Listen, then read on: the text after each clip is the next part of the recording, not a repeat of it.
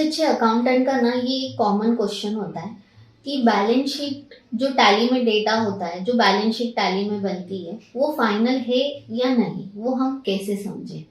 Hello and नमस्ते, my name is चेतना सुगंधी। आज हम जो बात करेंगे वो ऐसे मैं आपको प्रैक्टिकल स्क्रीन पे बताऊंगी कि अगर आप टैली में बैलेंस शीट को फाइनल है या नहीं ये चेक करना चाहते हो तो उसके लिए आपको कौन से पॉइंट्स को चेक करना चाहिए, जिससे आप पता कर सकते हो कि ये टैली डेटा फाइनल है एंड हाँ ये बैलेंस शीट फाइनल है। कई बार ऐसे होता है ना कि आप जिस भी कंपनी में एज अ अकाउंटेंट काम कर रहे हो, वहाँ पे अगर कुछ नोटिस आ गया है या कुछ स्क्रूटिनी आ गया है, भले ही आप 1 साल या 2 साल पुराने अकाउंटेंट हो, लेकिन जो नोटिस होगी वो काफी साल पुरानी होगी, तो आप कैसे समझ पाओगे कि कौन सा डेटा सही है।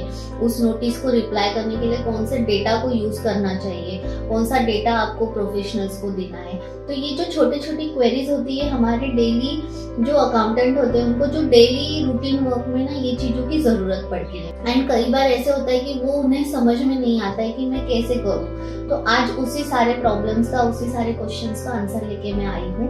अगर आप हमारे चैनल पे फर्स्ट टाइम वीडियोस देख रहे हो तो आप हमारे चैनल को सब्सक्राइब कीजिए एंड हमारे इंस्टाग्राम के अकाउंट को आप फॉलो भी कर सकते हो, जिसमें हम वीडियोस लाएंगे जिससे आपको पता चल सकता है कि अकाउंटिंग में जो छोटे छोटे आपके प्रॉब्लम्स होते हैं उसे कैसे सॉल्व करना चाहिए। तो चलिए स्टार्ट करते हैं कि बैलेंस शीट फाइनल है या नहीं वो हम कैसे समझ सकते हैं।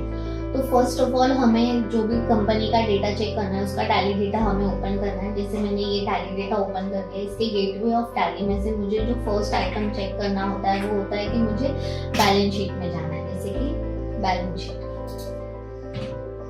तो अब बैलेंस शीट हम जैसे ही ओपन करते, आप पहले तो गेटवे ऑफ टैली पे ईयर चेक कर लीजिए कि वो कौन सा डेटा आपको चेक करना है। जैसे मैं अभी चेक कर रही हूँ अप्रैल 23 से मार्च 24 का। आई नो अभी तक ईयर खत्म नहीं हुआ है, बट मैं आपको बताने के लिए ये डेटा यूज कर रही हूँ। हमें देन गेटवे ऑफ टैली से बैलेंस शीट में जाना है। बैलेंस शीट के लिए हमें वी प्रेस करना होता है। देन आपके सामने ये एक बैलेंस शीट ओपन हो जाती है जिसमें आपको लायबिलिटीज एंड एसेट्स दिख रही है। अब हमें 1 बाय 1 एक आइटम्स देखने होते हैं। बट सबसे जो आसान तरीका होता है कि ये बैलेंस शीट फाइनल है या नहीं वो समझने का, तो इसमें एक तो आपको इसमें 2 ऑप्शंस दिख रहे होंगे। एक तो आपको सस्पेंस अकाउंट दिख रहा है एंड एक दिख रहा है डिफरेंस इन ओपनिंग बैलेंस। ये जो 2 आइटम होते हैं फर्स्ट नजर में ही हमें ये देख के समझ में आना चाहिए कि ये बैलेंस शीट फाइनल नहीं है। दैट मीन्स ये टैली डेटा सही नहीं है, क्योंकि इसमें अभी भी सस्पेंस अकाउंट है और इसमें अभी भी ओपनिंग बैलेंस का डिफरेंस आया है। तो अगर ओपनिंग बैलेंस ही मैच नहीं है तो ये बैलेंस शीट फाइनल कैसे होगी। इसमें सस्पेंस अकाउंट है, मीन्स अभी तक एंट्रीज को प्रॉपर इफेक्ट दिया नहीं गया। तो हमेशा ये 2 पॉइंट फर्स्ट आपको चेक करना है। पहली नजर में ही आपको ये 2 पॉइंट देख के समझ में आ जाएगा कि ये बैलेंस शीट फाइनल नहीं है। अब मान लो कि ओपनिंग बैलेंस का डिफरेंस नहीं है और ना ही सस्पेंस की इंक्रीज है, तो अब हम कैसे कर सकते हैं। तो उसके लिए जो बाकी के एलिमेंट्स होते हैं उसे हमें चेक करना होता है। तो वो कैसे चेक करने का वो हम देखते हैं। तो इसके अलावा आपको जो चेक करना है वो ये होता है कि आप जैसे कि लायबिलिटी साइड से आपको स्टार्ट करना है। तो लायबिलिटी में जैसे कि लोन्स अकाउंट होते हैं, तो लोन्स में आप जाके देख सकते हो कि हर एक लोन का 12 मंथ्स का एंट्री हुआ है कि नहीं। जैसे अभी ये EMI की एंट्रीज है तो ये एवरी मंथ की हुई है कि नहीं। अभी जैसे कि इसमें अप्रैल में एंट्री नहीं है, बट मई से लेके तो अभी जैन तक प्रॉपर सारे एंट्रीज है। तो अप्रैल का क्यों नहीं है उसका आपको प्रॉपर रीजन होना चाहिए, बिकॉज इसका ओपनिंग बैलेंस है। दैट मीन्स अप्रैल का भी EMI होना ही चाहिए, बट वो क्यों नहीं है, वो बाद में पे तो नहीं हुआ है, उसका एक आपके पास प्रॉपर रीजन होना चाहिए। तो ये पूरी 12 मंथ्स की एंट्रीज होनी चाहिए। उसके साथ साथ जब भी आप लोन का लेजर चेक करो तो मेक श्योर करना कि वो EMI के बाद में जो क्लोजिंग की इंटरेस्ट की एंट्री होती है वो होना जरूरी है। अगर वो नहीं है दैट मीन्स वो टैली फाइनल नहीं है, वो डेटा फाइनल नहीं है। उसके अलावा आप करंट लायबिलिटी में देख सकते हो कि क्रेडिटर्स के जो बैलेंस है वो क्रेडिट होने चाहिए, डेबिट नहीं होने चाहिए। जैसे कि इसमें काफी सारे जो ये है इनका डेबिट बैलेंस है, तो ये डेबिट बैलेंस क्यों है, एडवांस दिया है तो उसका बिल क्यों नहीं है। ऐसे सारी चीजें अपने को चेक करनी होती है। कभी कभी ऐसे होता है कि टैली डेटा फाइनल है बट ये क्रेडिटर्स का या जो भी लायबिलिटी साइड के किसी के डेबिट बैलेंस दिखते हैं। दैट मीन्स वो प्रॉपर तरीके से क्लोज नहीं हुई है, ऐसा भी होता है। बट अब क्या कर सकते हैं, बैलेंस शीट अगर फाइनल हो गई है, उसका रिटर्न्स चले गए हैं, तो हम उसमें चेंजेस नहीं कर सकते। जो भी होगा फिर वो नेक्स्ट ईयर में हमें रेक्टिफाई करना होता है, बट उस टैली को हम फिर कुछ चेंजेस नहीं कर सकते। हमेशा याद रखना है, जैसे कि मैंने आपको एक जो गोल्डन रूल का वीडियो था उसमें बताया था कि जो लायबिलिटी साइड होती है उसमें हमेशा जो बैलेंस होते हैं वो क्रेडिट साइड ही होते हैं। तो हमेशा लेजर्स चेक करते समय लायबिलिटी के ये मेक श्योर करना कि ईच एंड एवरी लेजर का जो बैलेंस है वो क्रेडिट होना चाहिए। इन केस अगर किसी का डेबिट बैलेंस भी है तो वो डेबिट बैलेंस क्यों है उसका प्रॉपर हमारे पास में बाइफर्केशन एंड एक नोट होना चाहिए कि ये क्यों है, उसका रीजन के साथ हमारे पास में वो होना चाहिए, ताकि फ्यूचर में कभी भी अगर रेफरेंस की जरूरत पड़े तो हमारे पास में उसका प्रॉपर एक डिस्क्रिप्शन होगा, एक प्रॉपर रीजन हो सकता है। इसके साथ साथ आप ड्यूटीज एंड टैक्सेस का भी लेजर चेक कर सकते हो कि जीएसटी प्रॉपर एवरी मंथ का टैली है या नहीं है, टीडीएस के 12 एंट्रीज है कि नहीं है, इससे सब आप चेक कर सकते हो। उसके साथ साथ एसेट साइड में फिक्स्ड एसेट में डेप्रिसिएशन का एंट्री है कि नहीं है, अगर नहीं है दैट मीन्स वो टैली डेटा फाइनल नहीं होता है। करंट एसेट में अगेन हम चेक कर सकते हैं बैंक बैलेंस एक तो टैली है कि नहीं है।